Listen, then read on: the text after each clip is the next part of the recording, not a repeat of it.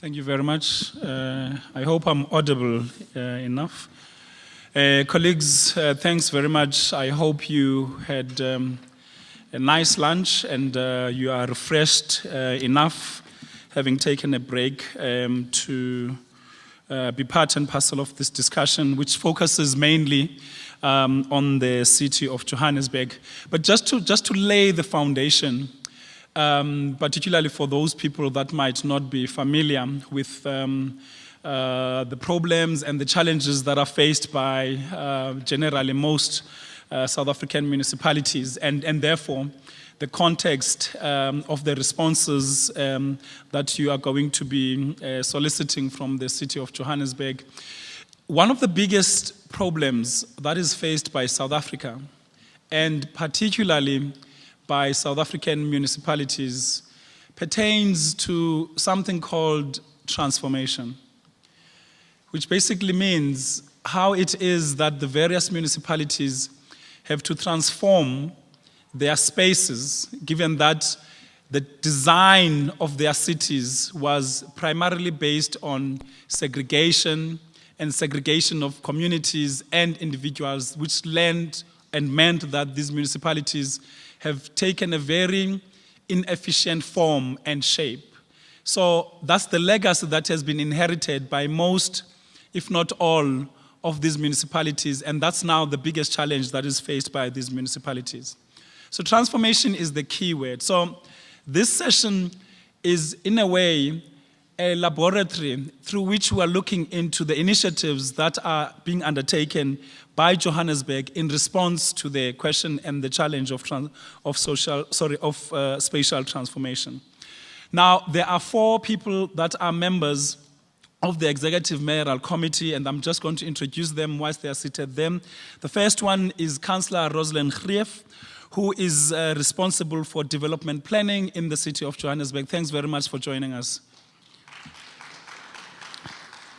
Secondly, is a person that I've worked with very closely, Councillor Christine Walters, who is the Mayoral Committee member responsible for transportation in the city of Johannesburg. Thanks very much. Thirdly, Councillor Nonceba Molwele, who is the Mayoral Committee member responsible for social development in the city. Welcome and thank you very much. And lastly, Councillor Matshidiso Mfikoe, who is responsible for infrastructure and environment in the city of Johannesburg. Thanks very much. She is the key host of this entire C40 event that we're having in the last 2 days. So, without further ado, I think let me just indicate to all my speakers, you each have a minimum of about 7 minutes and a maximum of up to 10 minutes. I think the most important thing is that we want participation from the floor, so as much as possible, please try to stick to that particular time frame. So let me then welcome first Councillor Roslynn Greeff to join us at the podium. Thank you.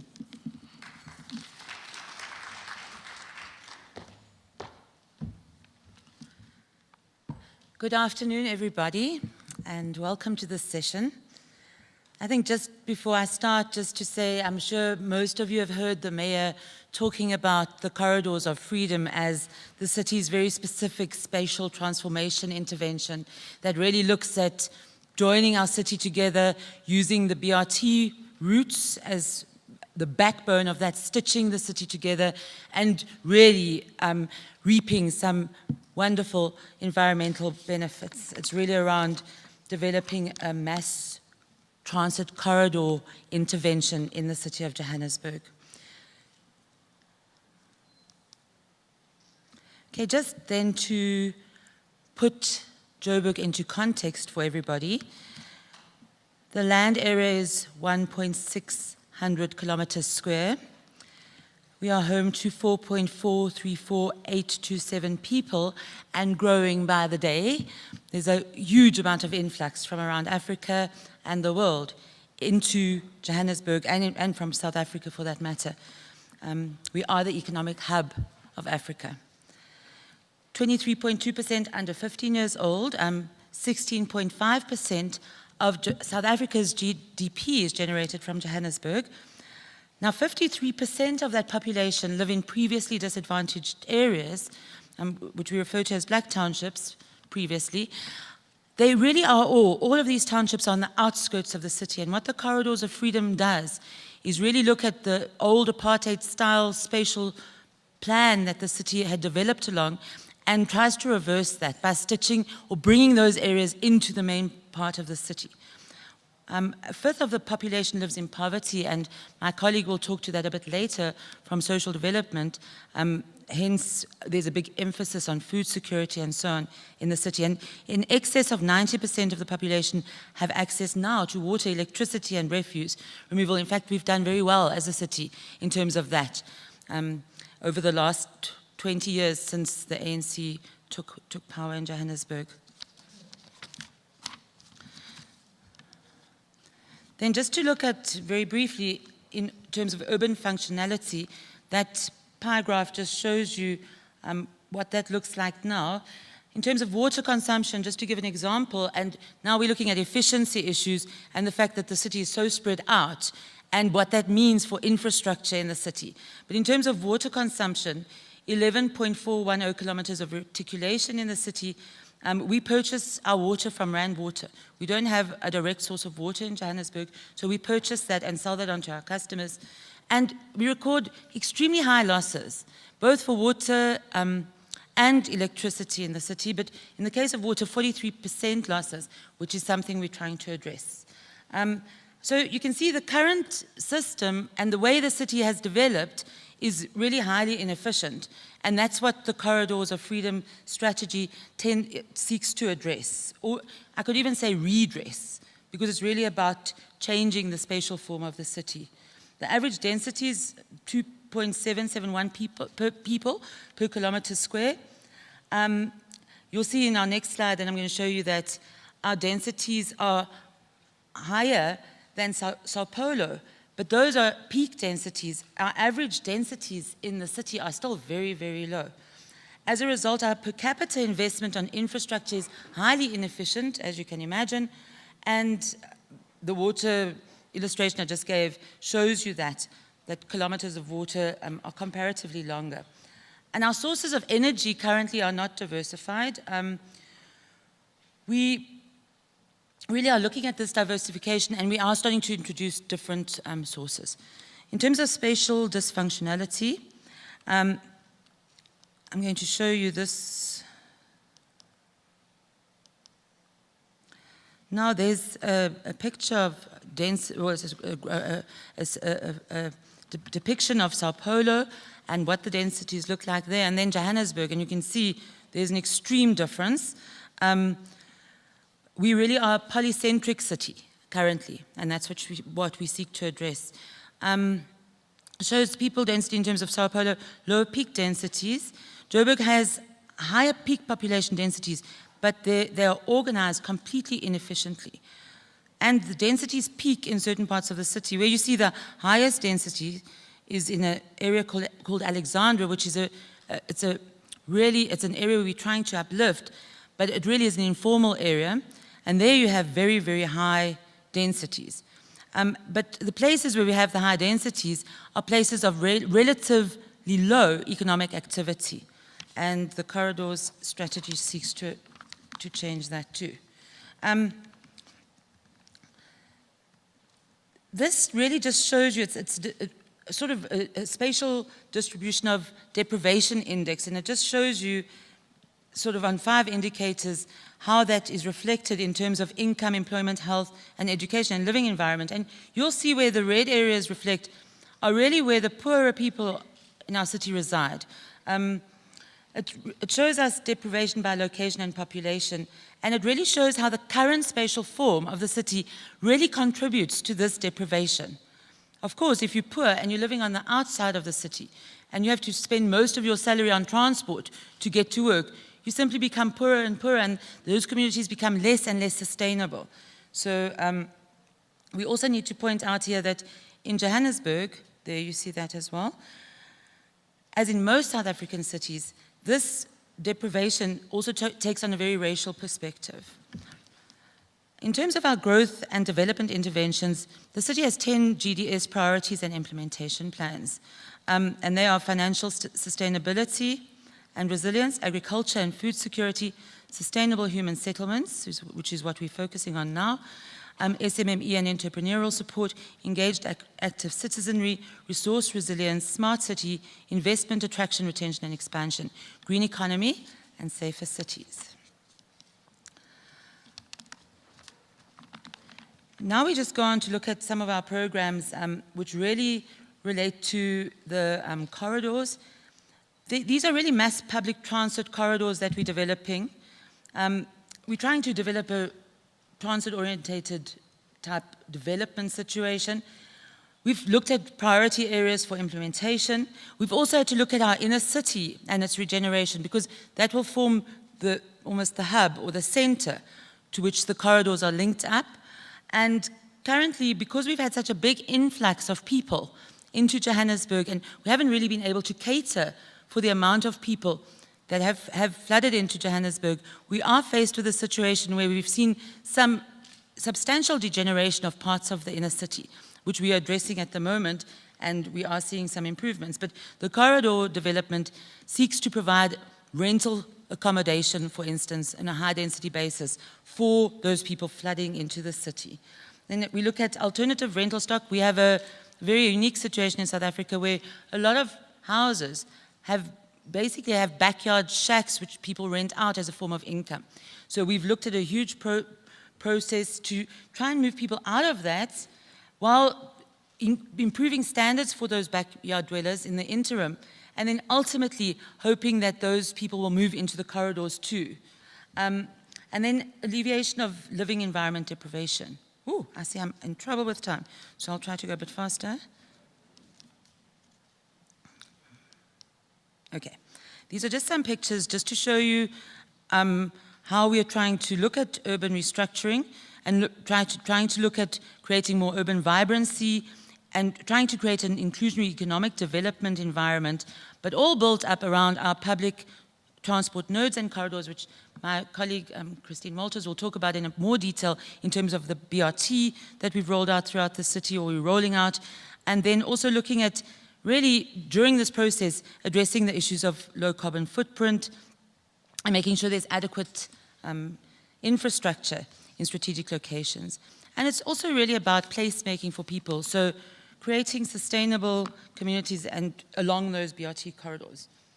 So the idea is to really strengthen the connections between the multiple nodes, connect via a mass transit system using this BRT as backbones.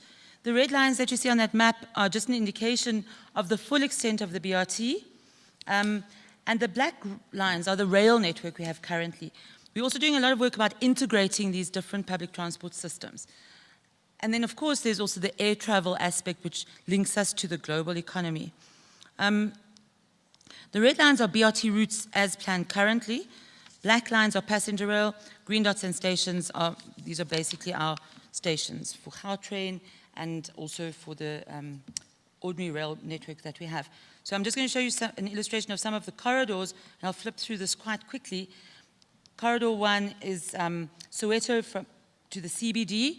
So as I talked about the CBD, this corridor, this densification corridor, based on the backbone of the BRT, goes straight from the CBD into Soweto, and you'll see how that starts to emerge and starts to look. By the way, this is a 20-year plan, which we've started the implementation of in the previous financial year.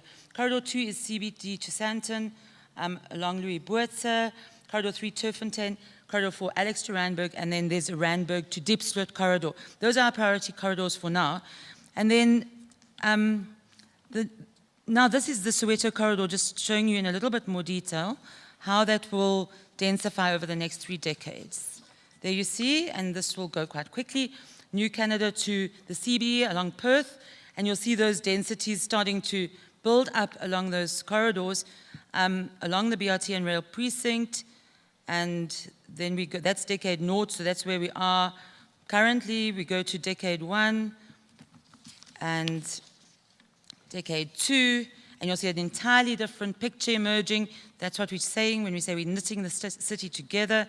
And then we get to Decade 3, So we suddenly see a very efficient system with appropriate densities and appropriate living environments for people. Then if we just go on to we've kind of identified some pulse points, strategic pulse points that we're focusing on along these corridors. For instance, there's an area called Westbury here, which is very depressed. It's a depressed residential area that happens to be along one of these corridors. There's a minority community with significant socioeconomic challenges within that community. So we've developed a really brilliant strategic development framework for that community. Then there's Brixton, which is also a high density area actually currently, but has degenerated, so our interventions are slightly different. And then Auckland Park and surrounds an area with significant institutions like universities, etc. I'm almost finished. In conclusion, the COF, or the Corridors of Freedom Plan, which you've heard our mayor talking about very proudly, is really a game changer and a major program for Joburg.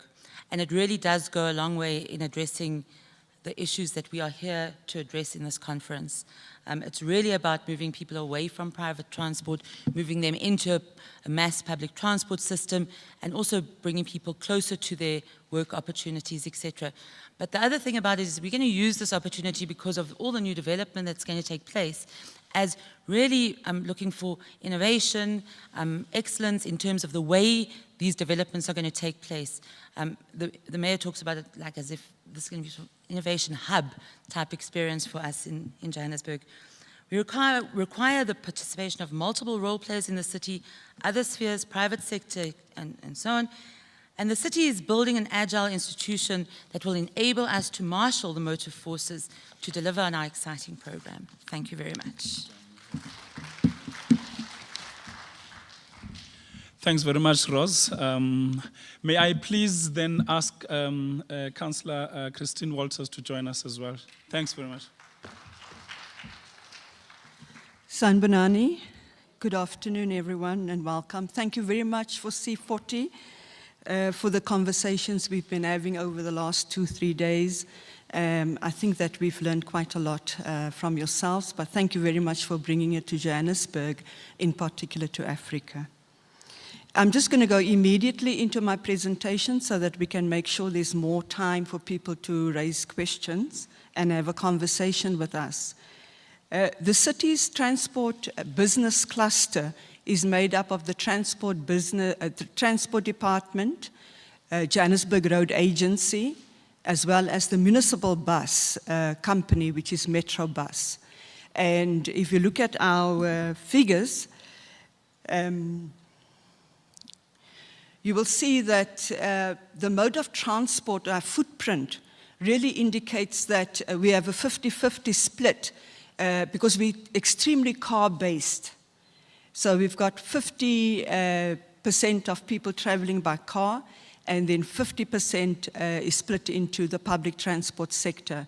And we do share the network with national government and provincial government, as well as the private sector, which is the taxi industry, and also the small bus operators. Small bus operators operate with subsidies from government, provincial government, where they transport school children, etc. So we did a survey, and you can see that the survey indicates that 78% of our 3.8 million drivers will be stuck in traffic. And those of you that went out during the peak hour in the last couple of days might have seen some of that traffic as we went to Alexander and towards the other areas. So the highways, freeways is national, provincial government on public transport, Gautrain, as well as local government, BRT, municipal buses, and then the private people. Gautrain is investing, and if you look at our investment pattern, and I think if you heard some of the sessions we've had, and especially hearing some of the mayors, they were talking about really the backlog of investment into infrastructure, especially transport infrastructure. So the road network, 80% of the road network, as you can see, the pavement structure is over 20 years old. The rolling stock, our rail rolling stock is over 35 years. No infrastructure upgrade in the last 20 years. Metro bus, we've got, it's not older, one bus is not younger than 5 years. Everything is older than 5 years and up. And right now, our figures are 56 buses. We just can't fix those buses. 90 buses at any given time stand still, and we lose something like 9,937 trips that we cancel. So you can see the efficiencies are not there. Taxi recapitalization has not been successful. That is our opinion at local level. We have over 500 ranks, 49 are designated, and only 15 of those are properly managed. So what is the catalytic projects that have come aboard? Firstly, in the previous mayor, Councillor Amos Masondo, made a very strategic and very difficult decision to implement the BRT system in South Africa. And he was a pioneer in South Africa. And when I go to the phases, I will tell you why he was a pioneer. So the catalytic programs that we have is that the provincial government then brought in the Gautrain, made a big decision. Our communities were not happy, difficult decisions. They implemented it. It now links the airport to two major cities, Pretoria and Johannesburg CBD. As you know, Pretoria is our political capital, and so you will see people moving up and down now. And most of the social interest group basically said it's a very expensive system. But in our opinion, it was very much needed because we needed that fire under our platform to create excitement for people to see something else. So we brought in the BRT, and the BRT, we now somewhere around 43 kilometers. Phase 1 takes you from Soweto into the CBD to the eastern side, the western side to the eastern side. And we've now just launched last year, on the 14th of October, we launched the second route, which is our corridor that Councillor Greeff just presented to you. And we've got all the national and international media houses there. We've got our broadcasting corporation there. We've got the schools there. We've got the universities there. And we've got all our main hospitals there. This year, we're spending 60 million rand to build a non-motorized transport next to the Ria Vaya. So the students, we're linking the two campuses, and we're doing cycling and we're doing walking lanes. So, oh, sorry. I forgot to move my slides. So those are the catalytics. And then, of course, I'm sure you must have seen the big debate in our newspapers and over the radio, where we do have a very a community that's very, they embrace their democracy. So anything they don't agree with, you're going to hear about it, they're going to speak about it, then they're going to complain about it, then they're going to vote against it, and all of those kinds of things. So the Gauteng Freeway is one of the topical issues right now in the community, in the public domain, and we spent 32 billion on the upgrade of those. Then just key strategic thrusts. I trust that you will be able to pull this off the system to take with you. So I'm not going to read through the key strategic thrust, but just to say to you that the city has made a decision that we will be rolling out the BRT system. We've done phase 1A, phase 1B. We've just awarded 4 contracts to start the phase 1C, which is on the Louis Botha corridor, and as well as there's 2 routes. So it will go down Ivory Park on the northeastern side of the city, and then running parallel from the south of the CBD into the northern area, and it will link rich Sandton to poor Alexander. That is the slide that Councillor Greeff showed you around Alexander, where we have a very deprived community. And we have the most people living on a square meter there. So we are going to, in phase 1C, we've already had, in phase 1A, we had 144 buses, phase 1B, 134 BRT buses, and on phase 1C, we will have 260 buses. By 2020, we would have then reduced carbon CO2 by 1.5 million tons. Right now, BRT is running on a low sulfur diesel engine. It's the cleanest vehicle on the African soil as we're speaking right now. We do believe that we're going the right route. In my own opinion, as the political head of Transport Department, I will be proposing through our integrated transport plan to the mayor that it's possible that we will be going up to 7 phases so that we can do certain issues around people connecting into CBDs, especially the deprived community on the outskirts. This morning you heard our mayor talking about where our poor people live, the deprived people, disadvantaged based on the apartheid system. So the metro bus, our municipal bus, we will be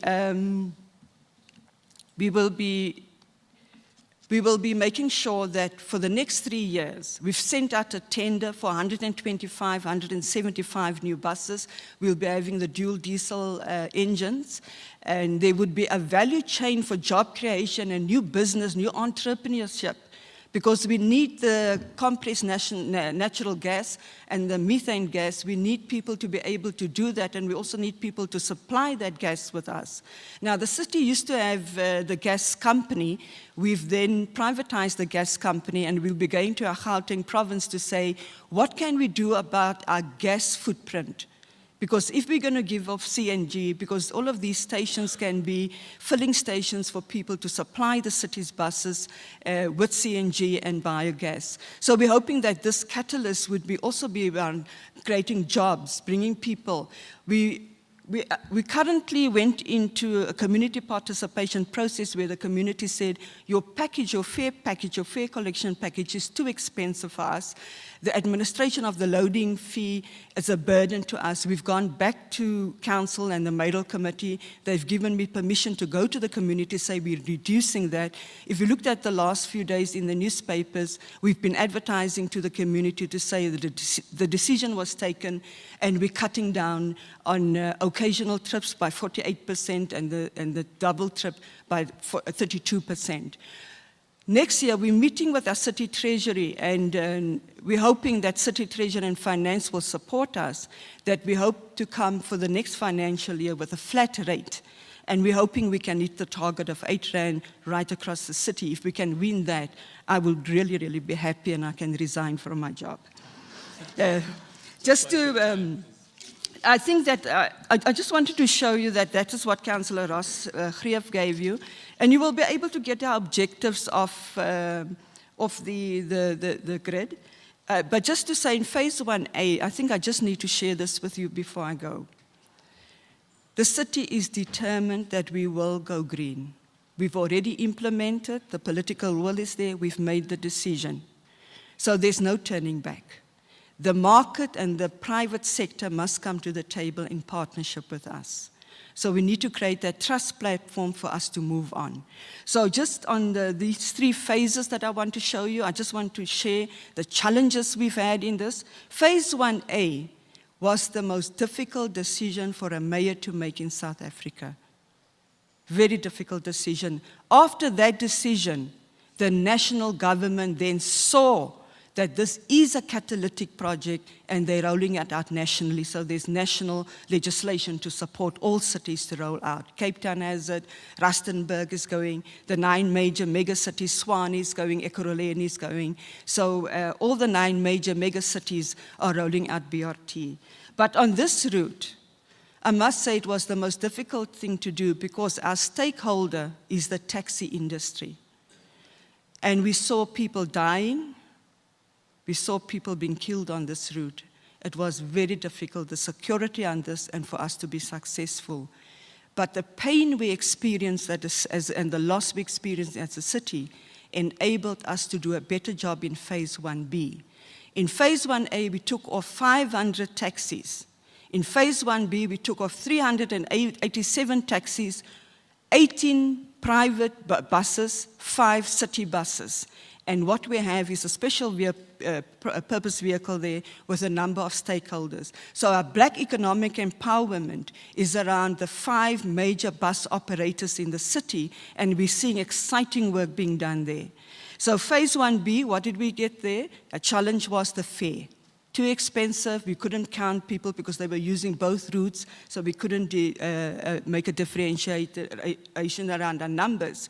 So we're doing quite bad. On phase 1C, what we have there is these are normally or previously white areas, suburbs that are now being integrated with other community members coming in. I myself am living in one now, and down that route was the whole issue, are you going to expropriate our land?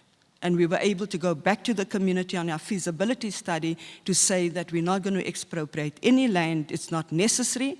We can get the buy-in from the community. They don't like the right turn, but we're going to have to manage that politically.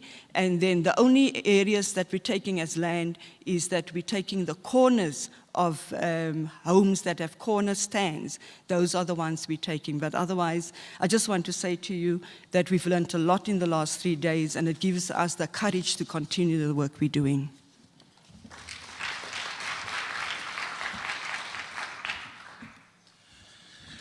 Thanks very much, Councillor Walters. She did not finish her presentation, but I think we will be able to catch up when we are involved in a discussion. So next up, could I please ask Councillor Molwele to please join us? Thank you. You also have 10 minutes. Oh, it's 10 minutes now? Up to 10 minutes. Oh, okay. Thanks. We have to adjust there. Okay. Is that better? That's fine. Yeah. Thank you very much. Good afternoon, ladies and gentlemen. And for those who are coming outside of Johannesburg, we are most welcome to the City of Gold, City of Johannesburg. I'm going to run with the speed of a lightning, Program Director. I'm not going to go through, I think I'm going to have a challenge of changing the slide. Oh, it's moving. Okay. I'm just going to go straight to the problem statement in linking food security and climate change. Here, in defining the problem statement, we begin by profiling the problem itself. Because before we can do interventions, it is important for us to have an understanding of where the problem is. And in defining the problem, we are saying that water supply changes may bring about changes in quantity, quality, and the size of food. And this may have an impact in the human health. And the diseases related to human health depends mainly on the availability of food as well as hygiene.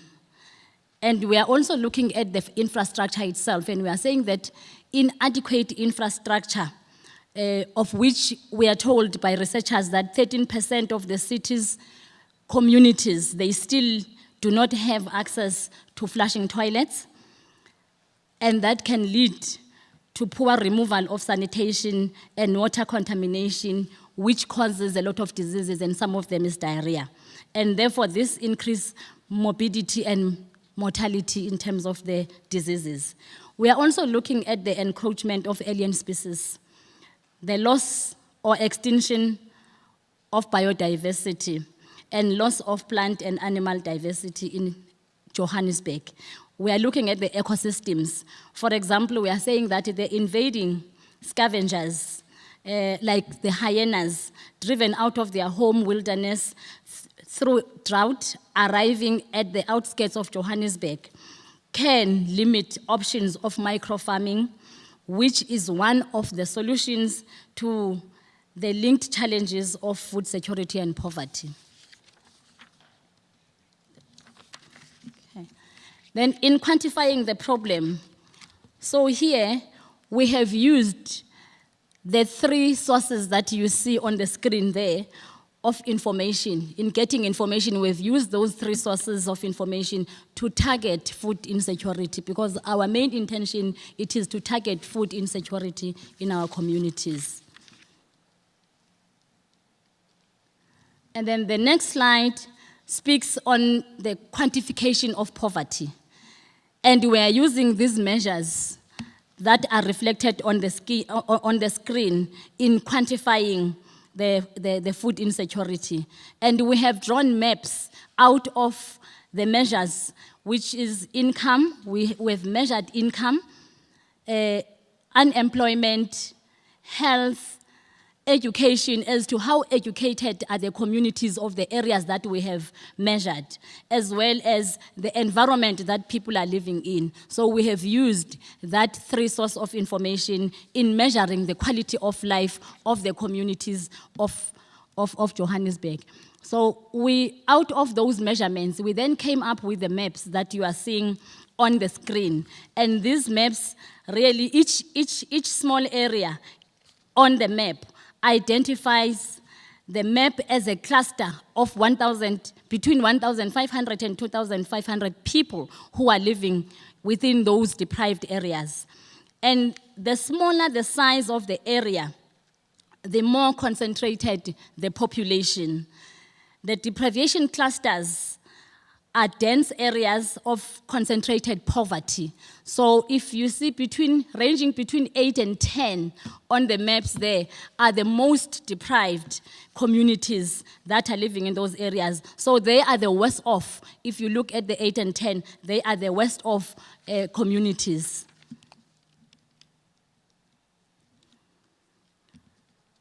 And then on this slide, as you heard our executive mayor in his opening, he spoke about 42% of the communities of the population in the deprived areas that they are food insecure.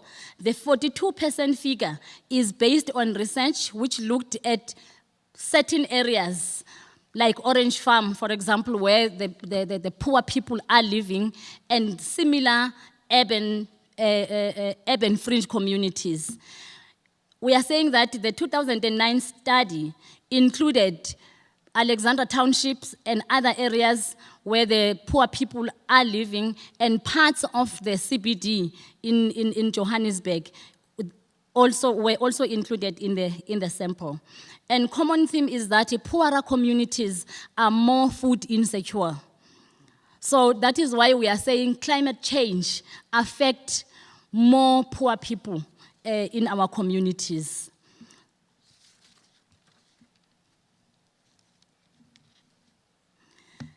And then these are the findings on the food security index, the research that was made. And here, the food security research looked at the wards across the city. We are having 130 wards in the city, and the research looked at those wards, including areas such as Terfontein, which had not been sampled before. And the findings about the poor eating, more starch was strongest in areas, in some of these areas, because people who cannot afford, they substitute healthy food with starch. And I must say that farming of protein is very climate sensitive.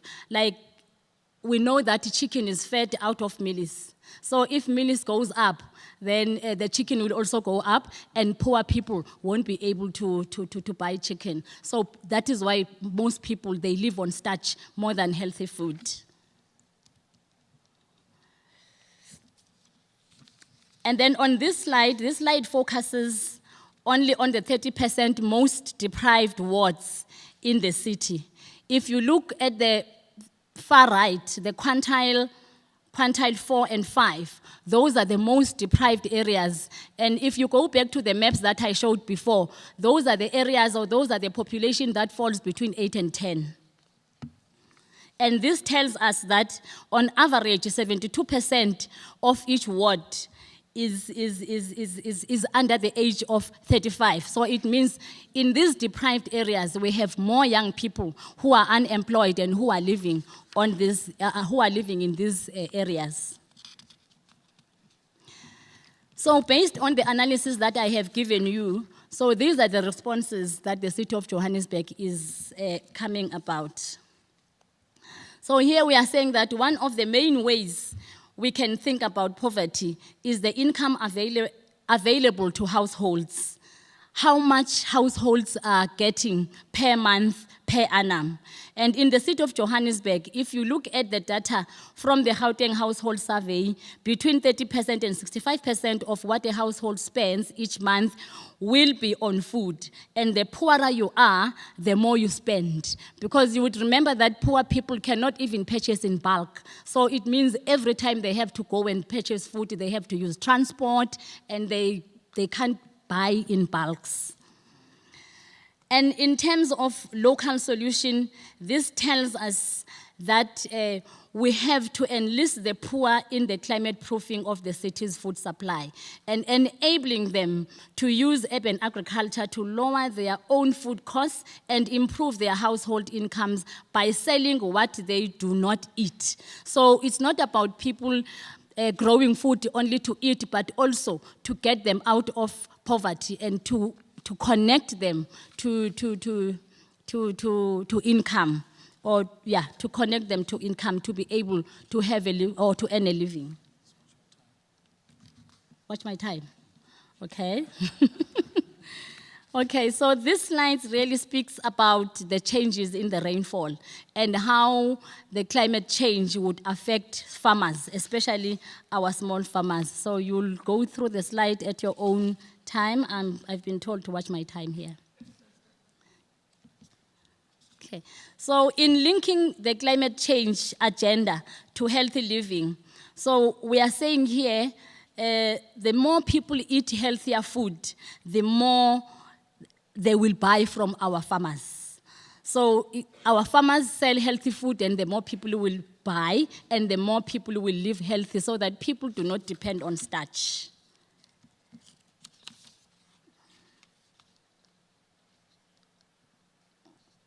Okay. So as a city, we also get best practice from other cities. I think that is the reason why we are hosting the C40 today, why we are having these cities.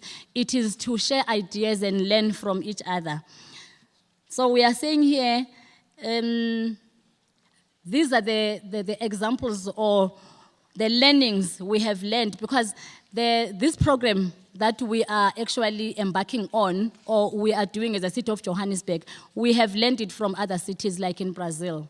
So you will go through the slide as to how the Brazilians got the problem of poverty right in their own country and in their own cities. That working?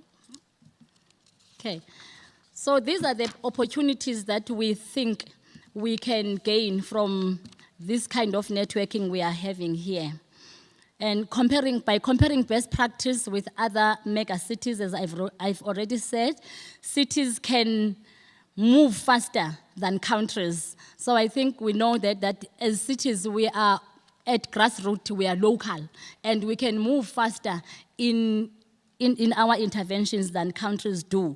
So we are saying here, C40 needs to take this on as a research area and help to develop progressive policies in this regards for the interventions. I think policy development is important, and also to exchange ideas and to learn from one another. Thank you.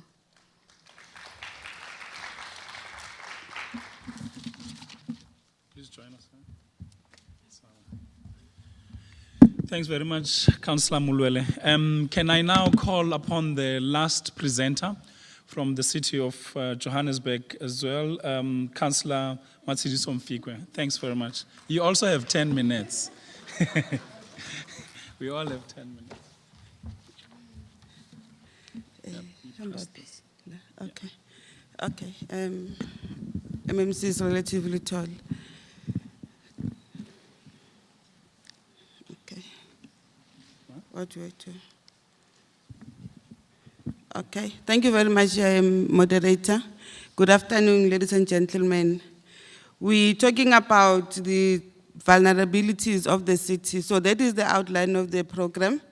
And talking and answering the important question, is Johannesburg vulnerable to climate change? And we are saying yes, because we did a study in 2008. We study proved that we are indeed vulnerable towards climate change. And we have based our study on the resilience as well, resilient level, as well as control measures. What is the exposure and vulnerability of our urban environment? These are some of the programs and challenges that we have in relating to climate change. We have extreme weather temperatures, we have air quality challenges, storms and flash floods are our critical problems, varying levels of deprivation. My two MMCs colleagues have spoken about that. We are attracting migrants. We are home to the displaced communities because of levels of vulnerabilities in their own communities.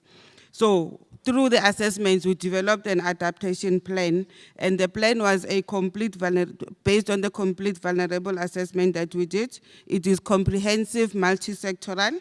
It integrates the comprehensive disaster management plan because it is important for us to be ready for disasters. It recognizes the adaptation deficit as well as deals with immediate priorities that requires action. And it also gives us a strategic view of work that we need to do. Dramatic changes in the city.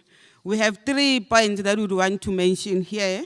The point that talks about the fact that our projections for Joburg indicate that local climate is likely to become both significantly hotter, more humid in the near future, as well as our model suggests that temperatures for Joburg would increase around 2.3 degrees Celsius in about 2056, and by around 4.4 degrees Celsius by the time we go to 2081 as well as the 2100s. There is a substantial risk that Johannesburg will actually experience an increase in our annual rainfall that is characterized by a higher frequency of storms, events, as well as longer rainy seasons. Those are percentages that are predicted in terms of our rainfall. We would be moving between 4% up until 11% in summer. In autumn, between 9% up until 39%. Winter is going to be the most worrying one, where it's going to be rainy and very cold and rainy as well, moving from 9% up until 25%. Our annual rainfall, as time goes on, would move from 8% up until 27%. That would be talking to the top part of the slide. The bottom part of the slide shows that in the past 3 years, we have increased rainfall up to 90%, 90 milliliters. That shows that we are indeed prone to floods. I guess the question that all of us will need to answer, are we really...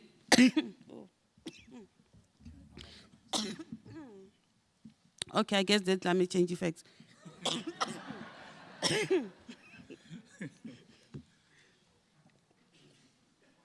Thank you very much. Hey, you see, climate change is very serious. The question, as I was saying, that we need to answer, are we experiencing extreme storms? And we are saying, as a city, for us it is really difficult to make those projections, but we're experiencing more frequent and as well as intense rainfalls, and we need to be ready to deal with those issues. The following are key climatic risks that we're having.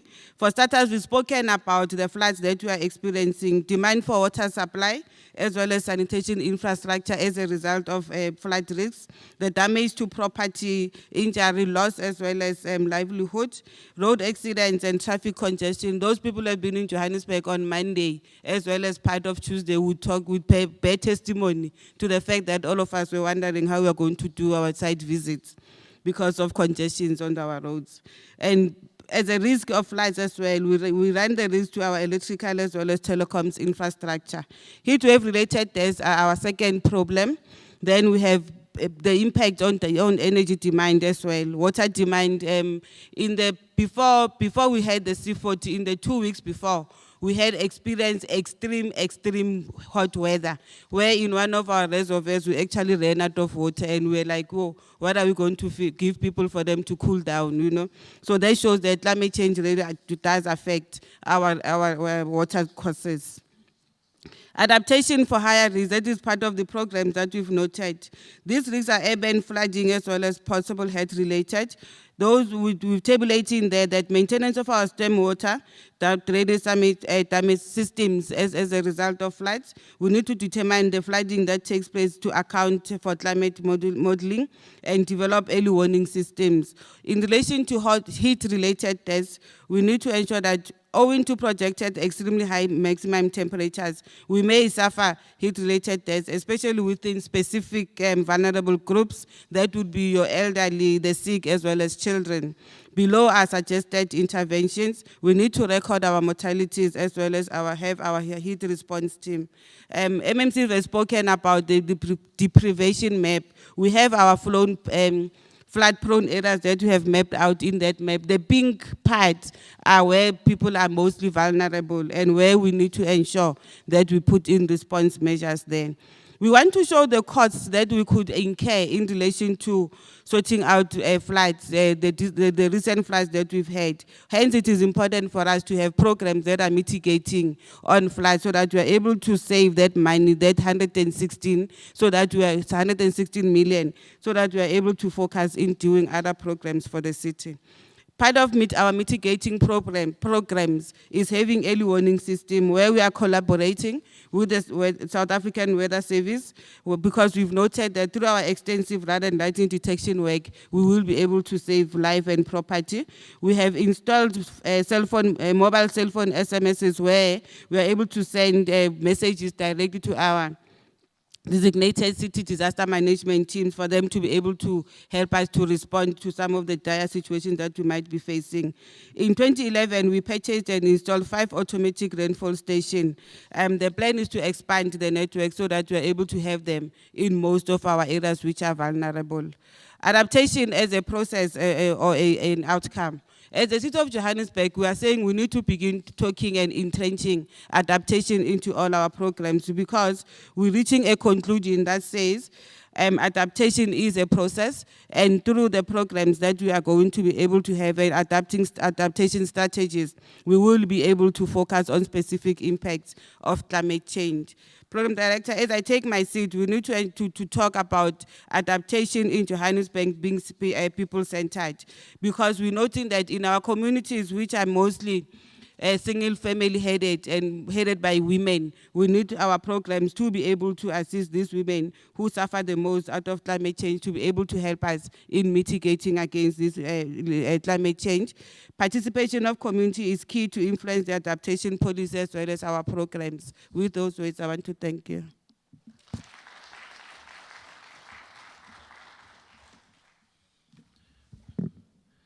Thank you very much to all the speakers, and thanks to all of you, the audience, for taking the time and listening to the presentation. I think we've got about 15 to 20 minutes in which we can and are allowed to take discussions. And I think without wasting time, I am going to open the floor for questions. I see there's 3 hands. Okay, how am I going to do this? Okay, let me start on my left-hand side and also take the first 2 hands. So, sir, please pose your question. Thank you. Is the mic working? Can I get an indication? Is it working? Please just bear with us. We need all the conversations into a mic because we're recording the session so that it can get broadcasted to those that are not inside the room. Thank you very much. My question's for Councillor Greeff. Do you want to just introduce yourself as well? My name is Gavin McInnes. I'm an inner city developer. Okay. I'd just like to know, pertaining to the initial, there was discussion pertaining to Malaysian investments with regards to a monorail project from Soweto, taking feeding various different commuters into the inner city via the monorail system that the Malaysian investors promised. What happened to that project, and is those kind of projects viable in terms of, and it probably also relates to transportation, but it's also with regards to the corridors of freedom. Are those kind of projects the type of projects that the government or the council would like to see? That's my main question. Thanks very, very much. The second question at the front. Good afternoon. My name is Thomas Coggin. I'm from the blog Urban Joburg. My question is to MMC Walters. I'd like to ask why the city thinks that the taxi recapitalization program doesn't work. I'd also like to ask what the city thinks sees as the role for the taxi industry going into the future and how it plans to support the development of the taxi industry. And my third point is more of a comment. I'd like to say that I think one of the biggest problems with public transport in Joburg is the lack of information. If you want to find the timetable for the Metro bus, you have to download a 112-page PDF document from the City of Joburg website. And I think that the city could implement perhaps quite simple measures to try and mitigate against this. Thanks very much. There's a hand just behind you. Thank you. Hi, I'm Arthur Jamin, working for the French Development Agency here in Johannesburg. And so I had two questions. The first one was to know whether Johannesburg had a climate change mitigation plan. So because you talked about adaptation plan, so I was wondering whether you had a mitigation plan. And the second question was for the for members of the panel is, could you give us figures in terms of investment? You know, how much is the city of Johannesburg going to invest to finance these very ambitious programs? Thank you. You mean across all the programs? Across all the programs, yes. Okay. Can I take yes, that's the fourth person, sorry? Yes, thank you, Chair. Thanks, City of Joburg, for the women-only panel. Yes, indeed. Malbong. Yes. Chair, the first question I have is, any member of the panel can take it. I mean, I see the presentation, particularly the one on the corridors of freedom. We are talking here about a 30-year kind of a program. That's 6 council terms. I'd like the city to share with us how is it anchoring this thinking in such a way that you don't find a situation where council number 6 from here has a completely different way of doing things, is not implementing the same. What ways are being put in place to anchor it in such a way that there's continuity over the next coming 6 council terms? That's the second one.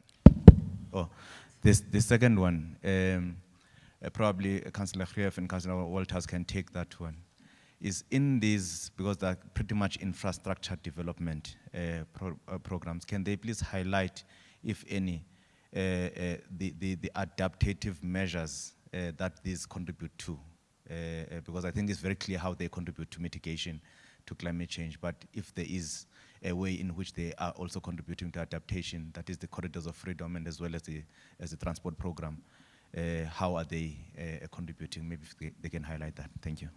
Okay, thank you. Can I take another 2 hands? There's a lady right behind you. Okay, I would have noted 1, 2, 3, 4 more hands. Okay, so I'll just take that particular hand for now, and I've noted 1, 2, 3, 4 hands. Okay. Thank you. Good afternoon, everyone. My name is Ritumetse Molodzani, and I'm from the Department of Environmental Affairs. I'd like to congratulate you on your work. I wanted to ask Councillor Walters if there's been any engagement with Treasury on the treatment of biogas as a transport fuel. Okay. Can I then allow Councillor Greeff to start off? Only because you've got the mic with you. I'm not picking on you.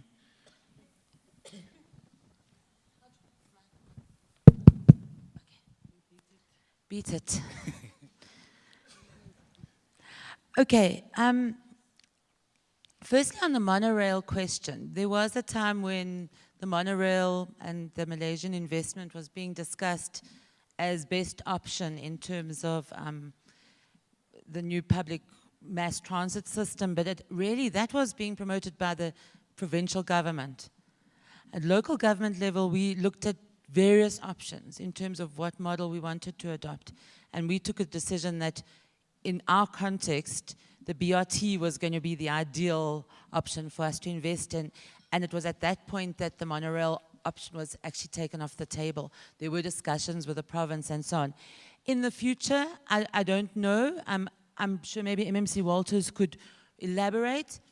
I'm sure as an extension of what we have already, it's something that could possibly still be explored. But certainly as the city, we've made a very deliberate decision that our investment now is in the BRT system. And also getting all the other transport forms, public transport forms, integrated with that BRT system, and that's where our focus is. So I don't suppose you'd want to add to that part. And then just... There's a question around the adaptation. Yeah, but first when you go to the corridors of freedom, you know, it's always a difficult question.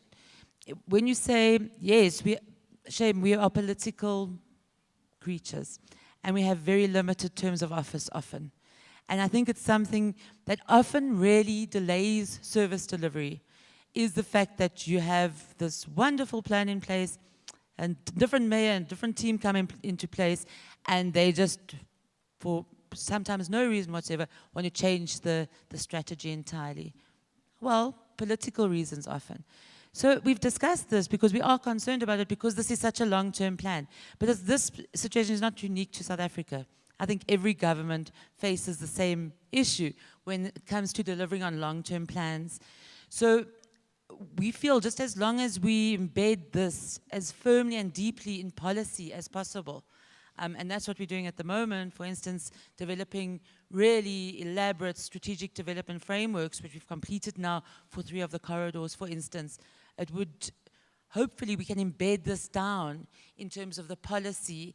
And we also think, because there was so much work done and research around what direction the city should take, it would most likely not make a lot of sense for another political regime to come in and change the direction, because there'll have been so much investment by then, and the direction makes sense. I think it really makes sense if you just compare what we're trying to do with what any other big cities in the world are trying to do. But there's no simple answer to your question.